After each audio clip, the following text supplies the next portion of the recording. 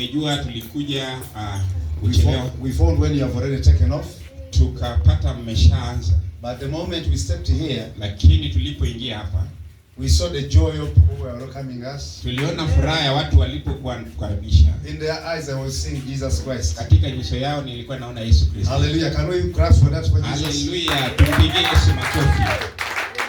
And when they began to open up their mouths to speak, walipoanza fungua vinywa vyao kuongea, I was seeing the real house of God. Nilikuwa ninaona nyumba ya ukweli wa Mungu. Because not every building that is called a church is a house of God. Sio kila jengo liitwayo kanisa ni kanisa la Bwana. So I want to appreciate God. Nataka kumshukuru Mungu because of the servant of God. Kwa sababu ya mtumishi wa Mungu. Thank you, sir. Asante mtumishi. For loving Jesus. You know, loving Jesus, najua kumpenda Yesu is another thing.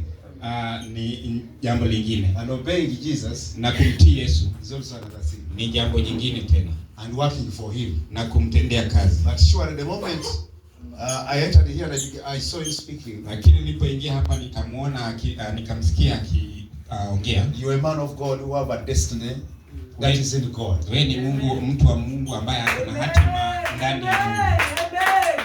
You know, it's not easy. Some of you might think it is easy. For us, we know you can find thousands of people in a place that looks like gold, glittering, everything, cars, money, the glory of this world, everything there, but it's a shrine. Wengine wanafikiria ni jambo rahisi. Unaweza pata mahali ambapo kuna magari, kuna kitu, kuna mambo mali ya hii. It's like a church.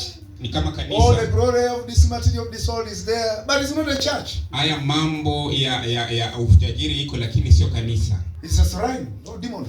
Ni mahali pa ibada tu ya mashetani.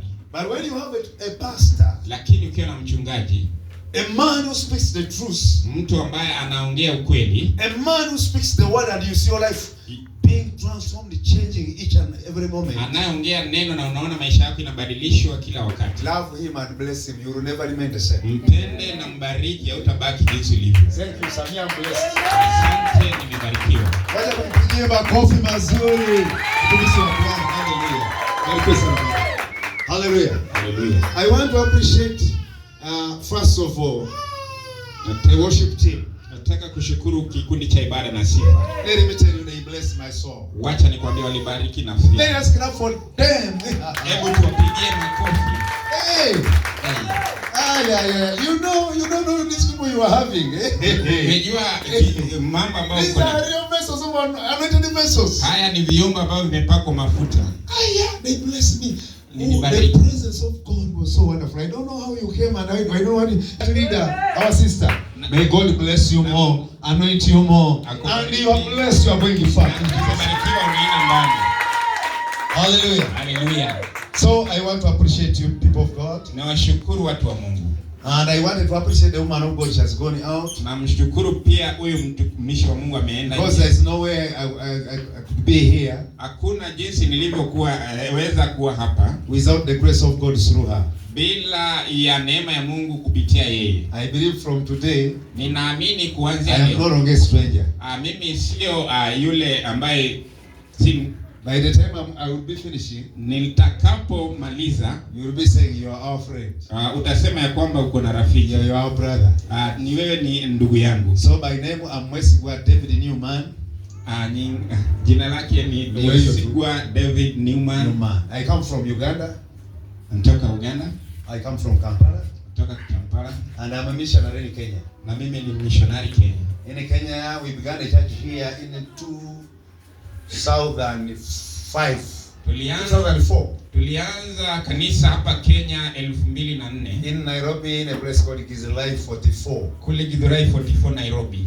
With a certain Kenyan man who ran away from Kenya because of the fire of the gospel. Poverty was too much and he ran to Uganda. Na Mkenya fulani ambaye alikimbia akaenda kule Uganda kwa sababu na yeye alikuwa kwangu, tulikuwa naye kama mwaka mmoja, alafu tulirudi huko Tumefanya kazi inaendelea mbele. Hapa Kenya ni nyumbani. When I'm in Kenya, I'm at home. Ninapokuwa Kenya niko nyumbani. I've been ministering in Kenya for some time. Kwa nikihudumu kwa muda. And I came to know the woman of God for some time. Nikakuja kujua she has been ministering in Uganda. Amekuwa akihudumu Uganda. She's a great blessing. Yeye ni baraka kuu. Hallelujah. Hallelujah. So, mbarikiwe sana.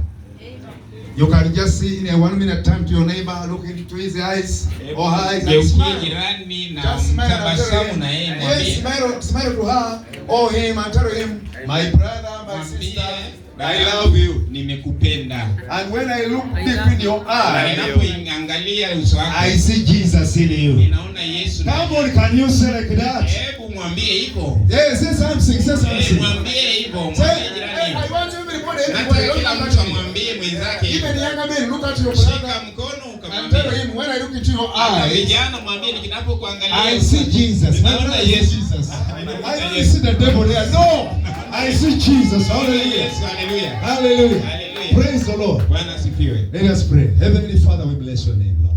Baba, tunabariki jina lako. We thank you because we have seen your grace. Nakushukuru kwa sababu tumekuona. We have experienced your mercies, Lord. Tumeona neema zako. Thank you for your servants. Asante kwa watumishi wako. And thank you for this wonderful altar. Asante kwa sababu ya madhabahu haya. By your grace you have opened the door for me to come here. Kwa neema yako umefungua milango nikaja. And I am standing totally here. Na ninasimama hapa. By only your grace. Kwa sababu umenibariki. I pray, my Lord. Ninaomba Baba yangu. As I decrease, ninapo you increase more. Unaongezeka. Speak through me, let me be a voice. Hebu ongea kupitia that is going to proclaim a moment. Ambayo inaenda a moment of revival. Wakati wa uvuvio. A moment of a word of comfort. Wakati wa neno la comfort. To a certain heart. Kufariji kila mtu. That is ready to receive. Ambayo iko tayari. Holy Spirit. Roho Mtakatifu. Take full control. Hebu chukua usukani. In Jesus Christ's name. Kwa jina la Kristo. And you devil. Na wewe shetani. You already bound. Wewe umefungwa. You cannot be unloosed again. Hautafunguliwa. Every demonic power. Kila nguvu za giza. Tumewaweka chini. We are laying you down. Tunakuja katika jina la Yesu. Now fit in the name of Jesus. Hallelujah. Hallelujah. Pigia Bwana makofi kama na kitu kingine. Clap for the Lord as you in Jesus name. Kwa jina la Yesu. Hallelujah. You open your Bible. Na ufungue Biblia lako. In the book of Mark chapter number 16. Katika kitabu cha Mathayo sura ya 16. And we will read. Na tutasoma.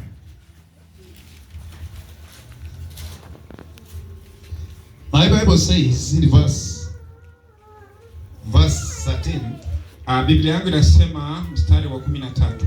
When Jesus came to the region of Caesarea Philippi, he asked his disciples, who do people say the Son of Man is? Verse 14. They replied, some say John the Baptist, others say Elijah, and still others Jeremiah or one of the prophets. Verse 15. But what about you? He asked. Who do you say I am? Verse 16. Simon Peter answered, you are the Christ, the Son of the living God. Verse 17. Jesus replied, and blessed are you, Simon, son of Jonah. For this was not revealed to you by man, but by my Father in heaven. And I tell you that you are Peter, and on this rock I will build my church, and the gates of hell will not overcome it. I will give you the keys of the kingdom of heaven. Whatever you bind on earth will be bound in heaven, and whatever you bind, whatever you lose on earth will be loosened in heaven. Then he warned his disciples not to tell anyone that he was Christ. Hallelujah. Hallelujah. Praise the Lord. Bwana asifiwe. Soma haraka mara moja. Nasema kimbia haraka. Basi Yesu akaenda pande Kaisaria Filipi, akawauliza wanafunzi wake, akasema, watu unena mwana wa Adamu kuwa ni nani? Wakasema, wengine unena huyo Yohana Mbatizaji, wengine Elia, wengine Yeremia au mmojawapo wa manabii. Akawaambia, nanyi mwaninena mimi kuwa ni nani? Simon Petro akajibu akasema, wewe ndiwe Kristo mwana wa Mungu aliye hai. Yesu akajibu akamwambia, heri wewe Simon Bariona, kwa kuwa mwili na damu havikukufunulia hili, bali Baba yangu aliye mbinguni. Nami nakwambia wewe ndiwe Petro, na juu ya mwamba huu nitalijenga kanisa langu, wala mlango ya kuzimu haitalishinda. Nami nitakupa wewe funguo za ufalme wa mbinguni, na lolote utakalolifunga duniani litakuwa limefungwa mbinguni, na lolote utakalolifungua duniani litakuwa limefunguliwa mbinguni. 20 Ndipo alipowakataza sana wanafunzi wake wasimwambie mtu yeyote kwamba yeye ndiye Kristo. Father, bless your word. Hallelujah. Hallelujah. Praise the name of the Lord. Bwana asifiwe. Praise the name of Jesus. Yesu asifiwe. Praise the name of Jesus. Yesu asifiwe. Praise the Lord. Bwana asifiwe. This morning I'm coming before you. Asubuhi hii niko mbele yenu with the grace of God, na neema ya Mungu, with a message na ujumbe from the Lord. Kutoka kwa Bwana. It is a prophetic message this morning. Ni ujumbe wa kinabii asubuhi hii. I know we are living in such a time. Nimejua tumeishi katika nyakati when people are scared of something called prophetic. Ambao watu wanashtuka ukisema unabii. When you say prophetic, ukisema unabii, people begin to say watu wanaanza kusema But this morning I want to tell you. Lakini nataka kuambia you are prophetic. Wewe ni wa kinabii. You are prophetic. Wewe ni wa kinabii. Why? Kwa nini? Because before you came to Jesus, kwa sababu kabla uje kwa Yesu, Jesus knew you. Yesu alikujua. That is prophetic. Hiyo ni unabii.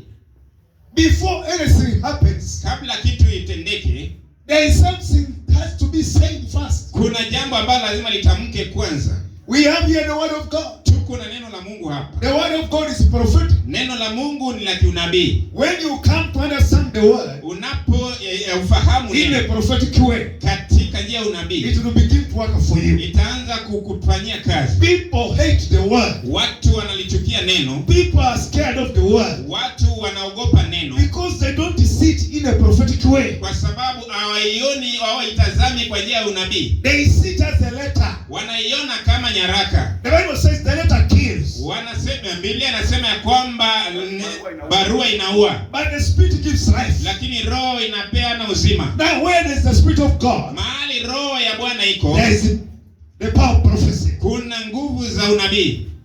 It is spirit be why it is because it is prophetic. Ni ile roho kwa sababu ndio maana inaitwa unabii. Hallelujah. Hallelujah. Jesus before he came here, kabla Yesu aje, somebody else to come here and prophesy. Mtu lazima aje hapa ili anene unabii. It was begun by Isaiah. In Isaiah, the book of Isaiah. Isaiah was a prophet. Isaiah alikuwa nabii. He saw Jesus. Alimuona Yesu 400 years to come. Miaka 400 kabla. And he prophesied. Na akatabiri. And things came to pass. Na mambo yakatimia. This morning I've come to you. Nimekuja kwako asubuhi to speak about Christ. Kuongea kuhusu Kristo. And Christ. Na Kristo is the power. Ni nguvu. Is the prophetic. Yeye ni is the word. Yeye ni neno. Is the anointing. Yeye ni is everything you need. Kila kitu unahitaji. Amen. When you mention Christ, unapotamka Kristo, when I saw the word Christo, nilipoona neno Kristo, Christo is coming out of the word Christ. Kristo inatoka kwa neno Kristo. Christ like. Kama Kristo. These people are Christ like. Hawa watu ni kama wa Kristo. This is the fellowship of Christ. Hii ni umoja wa Kristo. These are Christ people. Hawa ni watu wa Kristo. Now, sasa I want to open up your ears. Nataka kufungua sikio yako. When you come to discover, unapokuja katika who is Christ? Kristo nani? And who is you? Ambaye wewe ni nani? You will begin to operate in the prophetic. Utaanza kutembea kwa kiunabii. Because kwa sababu when you discover Christ, unapomtambua Kristo, you become a witness. Utakuwa kushuhudia. You carry testimony. Unatembea na hiyo shuhuda. And that testimony na hiyo shuhuda is not outside Christ. Sio nje ya Kristo. It is Christ himself. Ni Kristo mwenyewe. In you. Ndani yako. In me. Ndani yako. The hope of all glory. Yule ambaye ni tumaini wa utukufu. All whatever you hope. Kila yeyote ambaye unatumainia. Why you hope? Kwa nini matumaini? Because you are believing to see something. Kwa sababu unatamani kushika. You are believing to touch something. Unatamania kushika kitu. You are believing to experience something. Unatamania kufanikiwa kutema jambo. But it seems as if you are not yet there. Lakini ni kama haujafika. But you believe you are going there. Lakini unaamini unaenda pale. It's not yet in your hand. Haijakuwa kwa mkono yako. But you believe. Lakini unaamini. It is mine. Ya kwamba I'm going to see it. Ninaenda kuiona. I'm going to experience it. Ninaenda. I'm going to have it. Ninaenda kuichukua. That is the hope. Hiyo ni you are hoping about something. Unatumainia jambo. And the power. Na ile nguvu that takes you to that. Ambayo inakuelekea pale. Is the revelation of Christ. Ni ufunuo wa Kristo. In you. Ndani yako. The hope of all glory. Yule tumaini ya utukufu. Is it the glory of money? Ni utumaini wa Is it the glory of marriage? Ni utukufu. Is it the glory of ministry? Utukufu wa huduma. What glory? Ni utukufu gani? Are you anticipating to receive from God? Ambao unatarajia kutoka kwa Mungu. What glory? Ni utukufu gani? Is it the glory of being a pastor? Ni utukufu wa kuwa mchungaji. Being a businessman? Kuwa mwanabiashara. I know I will have a business. Nimejua nitakuwa na biashara. I know I will study. Nimejua nitasoma. I know my children will be correct. Nitajua maisha yangu yatakuwa. Oh, that is the hope. Haya yote ni matumaini. Hope in God. Yale matumaini kwa Mungu. Who is the author? Ambaye ndiye mwanzilishi. The beginner. Ambaye ni chanzo. And the finisher. Ambaye ndiye anatamatisha. Of our faith. Ila imani yetu. Why is it called faith? Kwa nini inaitwa imani? Because the word is coming. Kwa sababu neno linakuja. And when the word is coming. Neno linapokuja. And when you are listening to the word. Unaposikia neno. That is the moment of beginning. Hiyo ndio wakati wa mwanzo. The beginning is the word. Inaanza na neno. As you listen. Na unaposikia. You believe. Una imani. As you believe. Unapoamini. The word begins to grow. Neno inaanza kukua. The word begins to grow. Neno linakuwa. It comes as the word. Inakuja kama neno. It grows with patience.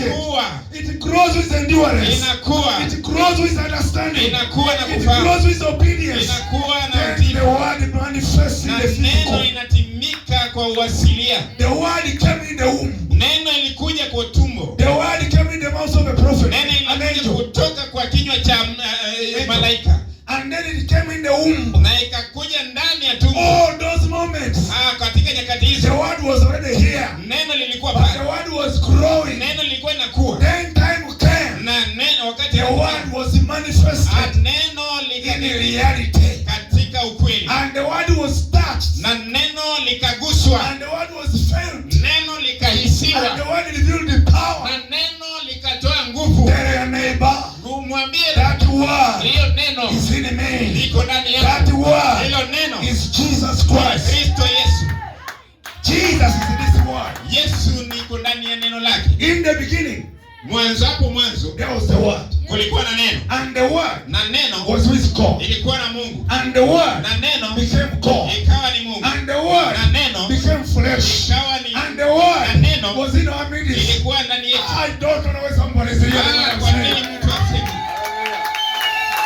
That's the joy of you and me. Hiyo ndio furaha yako na yangu. The joy of the church. Furaha ya kanisa. Is moving in this world. Ni kutembea katika ulimwengu. As a living word. Kama neno Bwana sifiwe. As a living word. Kama neno ambalo ni hai. Hey, Jesus was here. Yesu alikuwa hapa. He had blood. Alikuwa na damu. He had the body. Alikuwa na mwili. He was able to do his work and finish without the flesh. Alikuwa anatenda mambo yote na anamaliza kwa hii mwili. Bila mwili. Bila mwili. But he decided to have the flesh. Na akaamua kuwa na mwili. Wow. Kwa nini? In the book of 1 John chapter 2. Katika nyaraka ya Yohana kwanza mstari wa verse 6. Sura ya 2 mstari wa 6. The Bible says. Biblia inasema. If any man says. Kama mtu anasema. I am in Christ. Niko ndani ya Kristo. I like it. Nimelipenda. I am in Jesus. Niko ndani ya Kristo. He must walk. Lazima atembee. As Jesus walked. Jinsi Kristo alivyotembea. Not walking in steps like this. Sio eti kutembea tembea kama anapiga hatua hivi. He must walk. Lazima atembee. As a living word. Kama neno lililo hai. Jesus was a living word. Yesu alikuwa neno hai. He is no longer here. Yuko hapa tena. He is in heaven. Yuko mbinguni. On the right hand of heavenly Father. Ako mkono wa kiume na He has given us the Holy Spirit. Ametupa Roho Mtakatifu. When he was here. Alipokuwa hapa. He had the Holy Spirit in him. Alikuwa na Roho Mtakatifu ndani yake. And the Spirit of God in him. Na ile Roho ndani yake. Was the evidence. Ilikuwa ni ushuhuda. That is the Son of God. Ya kwamba yeye ni mwana wa Mungu. Is the evidence. Ile ilikuwa ni ushuhuda. Ya kwamba yeye ni mtakatifu. Holiness.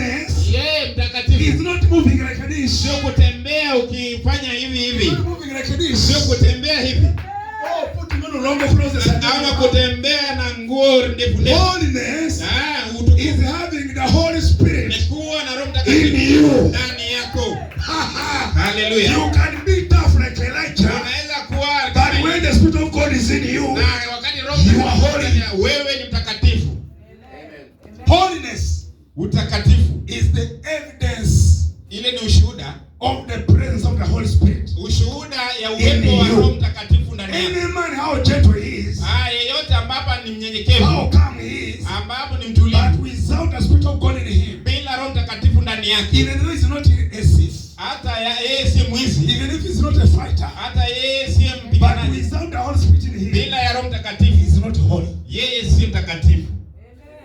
So Jesus, sasa Yesu became a living word. Alikuja neno ambaye ni hai, with full holiness, ambaye alikuwa ni utakatifu tele, with the Spirit of God in him, ambaye na Roho Mtakatifu ndani yake. And in Romans chapter 1, na katika Warumi sura ya kwanza, you read from verse 5, unaposoma mstari wa 4 na 6, you are going to see unaenda kuona that Jesus Christ kwamba Kristo Yesu was revealed alifunuliwa in this world katika dunia as the Son of God. Kama mwana wa Mungu. People came to know Jesus. Watu walikuja kumjua Yesu as the Son of God kama mwana wa Mungu through these two things. Kupitia mambo haya mawili. One, moja, the Spirit of holiness, ile roho ya utakatifu, and the Spirit of power. Na roho ya nguvu. Tell your neighbor, ambie mjirani, holiness ile utukufu and the power na uwezo is part of you.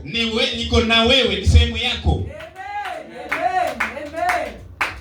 The church of Jesus, kanisa la Kristo, we have power, bila ya nguvu, we have holiness. Tuko na utakatifu. Then when we are revealed like that, kama tumefunuliwa hivyo, we are the living son of God. Sisi ni wana wa Mungu. Everywhere you go, kila mahali ambapo naenda, they will see Jesus. Wataona Yesu. Amen. They will not see a demonic man, they will see Jesus. Hawataona yule mtu wa mapepo, wataona Yesu. There are people who welcome people in their homes. Kuna watu ambao wanakaribisha watu manyumbani mwao. When you welcome them, unapomkaribisha, they come when they are gentle. Wanakuja kama ni wanyenyekevu. They are smart. Wako smart. Karibuni sana. Nasema karibuni sana. Wewe mheshimiwa karibuni. Mheshimiwa karibuni. Anaishi siku moja. He stays one day. Anasema acha tutembee kidogo. And then he says let me walk around. And he comes back. Na hapokuja, anatembea kama anagaga. Ile ni nyumba wapi? Nimekuja hapa wapi? Wana katoto kachinga. Mama yako iko wapi? Wewe si mama. Is your visitor? Huyu ni mgeni wako. You respected him when he was there. Ulimheshimu kumkaribisha. But now is something different. Sasa ni mtu tofauti. Some come when they are smart. Wengine wanakuja kama hao ni smart. But inside them, lakini ndani yao, they are full of demons. Wako na mapepo. Within a short time, muda mfupi tu, unaanza kuona uharibifu. So we are talking about the living word. Tunaongea kuhusu neno ambalo liko hai. We are talking about walking like Christ. Kutembea kama Kristo. That's your calling and my calling. Hiyo ndio mwito wako na mwito wangu. We have been not called to be religious people in the church. Hatujaitwa kuwa watu wa dini kanisani. I belong to that church. Mimi ni kanisa hili. I am a member here. Mimi ni mshirika hapa. And we have been not called just to preach around. Hatujaitwa ya kwamba tuhubiri tu. There are people who are preaching everywhere. Kuna watu ambao wanahubiri kila mahali. They are planting churches everywhere. Wanapanda kanisa kila mahali. But Jesus said, I don't know them. Lakini Yesu anasema siwajui. Am I speaking to somebody? Ninaongea mtu. Because he laid the standard. Kwa sababu ameweka kiwango. If anybody says that is in Jesus, kama mtu anasema yuko ndani ya Yesu, he must walk as Jesus walks. Lazima atembee jinsi Yesu anavyotembea. That is salvation. Hiyo ni wokovu. Salvation is not convincing people. Wokovu sio kushawishi watu. We don't convince. Hatushawishi. We preach. Tunahubiri. We teach. You listen. Unasikia. Understand. Na unafahamu. If you hear, kama unasikia, you don't put your heart there. Hauweki roho You yako will not understand. Hautafahamu. If you fail to understand, kama hujafahamu, the door will be not open for you. Mlango haitafunguliwa kwako. The divine doors of God. Ile mlango ya kiungu ya Mungu. To know the mysteries of the kingdom. Ili ujue mambo ya Mungu yanakufanya. Inside the kingdom. Ili uingie ufalme. Is within you. Iko ndani yako. But you have to connect your heart. Lazima If you don't connect your heart, kama hujahusisha, you cannot get a revelation. Hautaweza pata ufunuo. He asked them, Anauliza after walking somewhere, baada ya kutembea mahali, people were not understanding him. Watu hawamuelewi. He was doing so many things. Alikuwa anatenda mambo mengi. Remember in Luke chapter 4. Unakumbuka Luka 4 from verse 18. Kuanzia mstari wa 18. He comes to a church. Anakuja kanisani. He comes to a synagogue. Anakuja synagogue. In the area where he was born. Mahali ambapo alizaliwa. And he began to speak. Na anaanza kutamka. He said the anointing of God is upon me. Anasema mafuta ya Bwana iko juu yangu. Because the spirit of God is upon me. Kwa sababu roho ya Bwana iko juu yangu. And the purpose of the anointing